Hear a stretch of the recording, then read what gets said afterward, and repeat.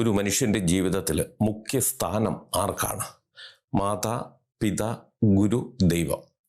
ഒന്നാം സ്ഥാനം മാതാവിനും, രണ്ടാം സ്ഥാനം പിതാവിനും, മൂന്നാം സ്ഥാനം ഗുരുവിനും, ഏറ്റവും അവസാന സ്ഥാനമായ നാലാമത് മാത്രമേ ദൈവത്തിന് സ്ഥാനമുള്ളൂ എന്നാണോ ഈ പറയുന്നതിൻ്റെ അർത്ഥം? ഒരിക്കലുമല്ല.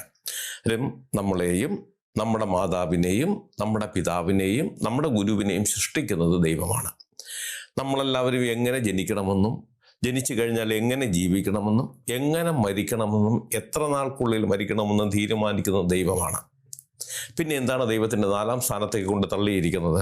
അതിനർത്ഥം നാലാം സ്ഥാനമല്ല ദൈവത്തിനുള്ളത്.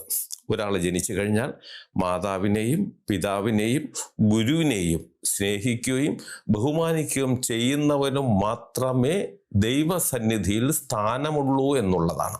ഇവരെയൊക്കെ വന്നിച്ചതിന് ശേഷം മാത്രമേ ദൈവസന്നിധിയിൽ സ്ഥാനമുള്ളൂ.